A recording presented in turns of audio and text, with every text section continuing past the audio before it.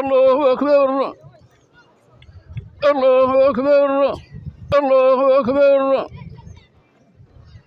الله أكبر الله أكبر الله أكبر الله أكبر لا إله إلا الله والله أكبر ولله الحمد الله أكبر كلما أمر كبيرا والحمد لله كثيرا وسبحان الله تعظيما وتوقيرا ولا إله إلا الله الواحد العلي الأعلى الله أكبر الله أكبر الله أكبر ما وقع نظر ناظر على البيت حين نظر الله أكبر ما طاف طواف القدوم فبشر واستبشر الله أكبر ما استلم مستلم الركن وقبل الحجر الله أكبر ما سعى ساع بين الصفا والمروة فهرول وتحضر الله أكبر الله أكبر الله أكبر ما تضرع متضرع لله وحج الله أكبر ما أحرم محرم بحج الله أكبر ما قصد الحرم الشريف من كل فج الله أكبر ما أقيم في هذه الأيام الشريفة مناسك الحج الله أكبر الله أكبر الله أكبر ما نحرت بمنن النحائر الله أكبر ما اهتدى إلى البيت الحرام حائر الله أكبر ما غفر للحاج صغائر وكبائر الله أكبر ما أحرم من العراق بذات عرق عارف واعتمر بعدما مر من هضاب الطائف واقتفى من الحجر بإثر واقف خائف الله أكبر الله أكبر الله أكبر سبحان من أوجد الخلق من العدم وتفضل عليهم بأنواع الكرم سبحان من خلقهم في أحسن تقويم وهداهم إلى صراط مستقيم سبحان من لا يشاركه في كبريائه كبير سبحان من لا يدركه في قضائه مشير سبحان المنفرد بالتقدير والتطوير والتصوير سبحان من ليس كمثله شيء وهو السميع البصير سبحان ربنا ذي الملك والملكوت سبحان ذا العظمة والجبروت سبحان الحي الذي لا يموت وإذا قضى أمرا لا يفوت مالك الملك من أعلى العرش إلى قرار الحوت كل ملك وإن تعاظم ملكه فهو عبد أصغر الله أكبر الله أكبر الله أكبر لا يعلم جنود ربك من الملائكة وغيرهم سواه ولا يحصي معلومات السماوات والأرض إلا إياه وما في الأرض بر ولا بحر ولا سهل ولا وعر ولا إنس ولا جن ولا حيوان من الحيوانات إلا ومعه 360 ملكا يحفظونه من أمر الله وما في السماء موضع 4 أصابع إلا فيه ملك واضع جبهته ساجدا لله وجبريل وميكائيل وعزرائيل وإسرافيل والروح الأكبر وحملة العرش وحملة الكرسي وغيرهم من الملائكة لا يرفعون وجوههم حياء منه ولا يشفعون إلا لمن ارتضى فتبارك ربنا ذو العظمة والقدرة التي لا تشهد ولا تنكر الله أكبر الله أكبر الله أكبر سبحان من ذلت لعظمته السلاطين والأمراء سبحان من خضعت لعزته رقاب الجبابرة والكبراء سبحان من سوى في الموت بين الأغنياء والفقراء. سبحان من استغنى في ملكه عن الوزير والمشير. سبحان من يجبر العظم الكثير. سبحان من إليه المرجع والمصير. سبحان أسرع الحاسبين. سبحان أحكم الحاكمين. سبحان خير الناصرين. سبحان ربك رب العزة عما يصفون وسلام على المرسلين والحمد لله رب العالمين.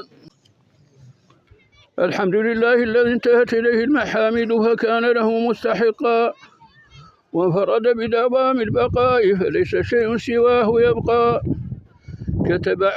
كتب على البرية الموت والبعث فكان وعدا عليه حقا، وأعد دار الثواب للطائعين فيدخلها الأتقى، وأعد دار العقاب للعاصين فيدخلها الأشقى.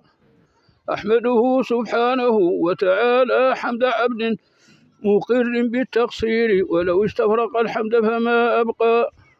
وأشهد أن لا إله إلا الله وأن محمدا عبده ورسوله، أول الخلق خلقا وخاتم الرسل حقا، المبعوث إلى أهل الأرض شرقا وغربا. اللهم صل وسلم على هذا النبي الكريم والرسول العظيم سيدنا محمد وعلى آله وصحبه وسلم تسليما كثيرا. أما بعد، أيها الناس، إن يوم عيدكم هذا يوم عيد عائد عليكم فيه من البركات الغامرة، ومغنما جمع الله لكم فيه بين خيري الدنيا والآخرة، وأتم عليكم فيه النعمة. قال تعالى تنبيها لذلك وتبيانا: اليوم أكملت لكم دينكم وأتممت عليكم نعمتي ورضيت لكم الإسلام دينا. وإنكم في يوم عظيم قدره، كريم فخره، رفيع في الملة الحنفية ذكره، يجتمع فيه حج بيته العتيق من كل فج عميق.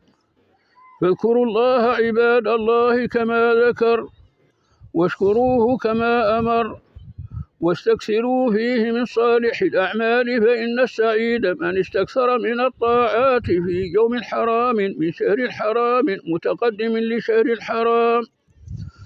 دعاكم الله فيه إلى ضيافته بتحريم الصيام، وندبكم إلى الضحايا تمسكا بملة أبيكم إبراهيم عليه السلام، حين بشره الله تعالى بغلام حليم.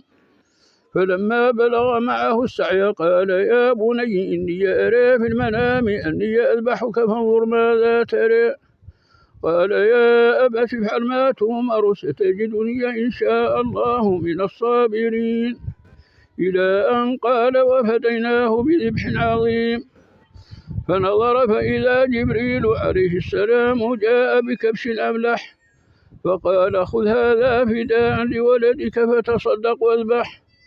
فعمد جبريل عليه السلام فحل وثاق الغلام، وبادر الخليل إلى الكبش بالمدية تحقيقا لأمر الفدية. فاسمع يا من أمر بذبح كبش فأخلف وأضاع، ممن أمر بذبح ولده فسمع وأطاع. وصارت الأضحية علاما في الملة الإبراهيمية والشريعة المحمدية. ومن كانت عنده أضحية منكم فليتقرب إلى الملك الرحيم. فقد روى الشيخان في الصحيحين أن النبي عليه السلام ضحى بكبشين أبلحين أقرنين يبركان في سواد وينظران في سواد، واضعا قدمه على صفاحهما. فلما ذبح الأول قال: بسم الله والله أكبر، اللهم هذا عن محمد وآل محمد. ولما ذبح الثاني قال: بسم الله والله أكبر، اللهم هذا عمن شهد لي بالبلاغ وشهدت له بالتصديق، ولقي الله لا يشرك به شيئا. ويستحب للمضحي أن يأكل الثلث، ويتصدق بالثلث ويهدي الثلث. ومن وظائف هذا العيد التكبير دبر الصلوات الخمس بظهر يوم النحر إلى صبح آخر أيام التشريق.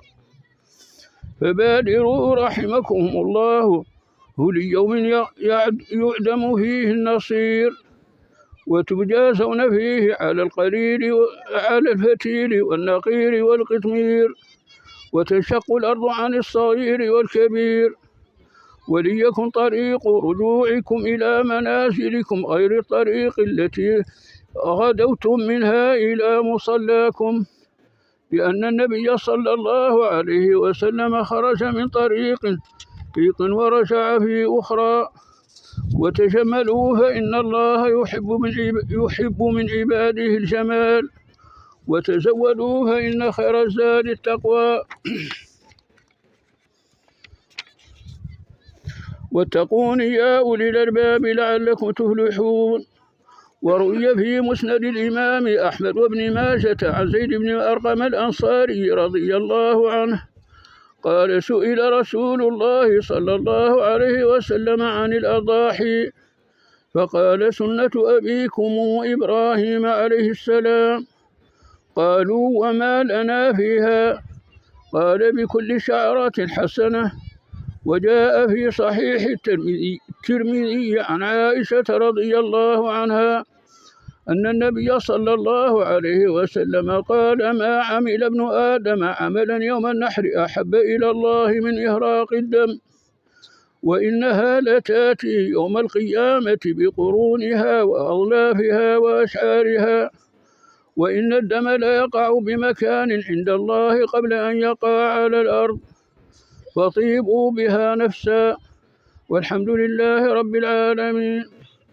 اللهم اغفر لنا أجمعين، وتوفنا مسلمين، واحشرنا في زمرة النبيين مع الصديقين والشهداء والصالحين، وأدخلنا الجنة يا أرحم الراحمين في أول زمرة تدخل مع سيد المرسلين، وأسكننا في جوار سيد النبيين وخاتم المرسلين محمد صلى الله عليه وسلم. اللهم صل على سيدنا محمد صلاة تنجينا بها من جميع الأهوال والآفات، وتقضي لنا بها جميع الحاجات، وتطهرنا بها من جميع السيئات، وترفعنا بها عندك على الدرجات، وتبلغنا بها أقصى الغايات من جميع الخيرات في الحياة وبعد الممات. اللهم لا تدع لنا في مقامنا هذا ذنبا إلا غفرته، ولا مريضا إلا شفيته، ولا متعلما إلا علمته، ولا ضالا إلا هديته، ولا مديونا إلا قضيت دينه، ولا فقيرا إلا أغنيته، ولا جائعا إلا أطعمته، ولا ظمآنا إلا سقيته، ولا عريانا إلا كسوته، ولا مسافرا إلا بلغته، ولا خائفا إلا أمنته، ولا حاجة من حوائج الدنيا والآخرة لك فيها رضا ولنا فيها صلاح إلا قضيتها وأديتها بيسر وعافية. يا أيها الذين آمنوا صلوا على نبيكم كما أمرتم، وسلموا عليه كما علمتم. اللهم صل على محمد وعلى آل محمد، وارحم محمدا وآل محمد كما صليت ورحمت وباركت على إبراهيم وعلى آل إبراهيم في العالمين إنك حميد مجيد. سبحان ربك رب العزة عما يصفون، وسلام على المرسلين، والحمد لله رب العالمين. وآخر دعوانا أن الحمد لله رب العالمين.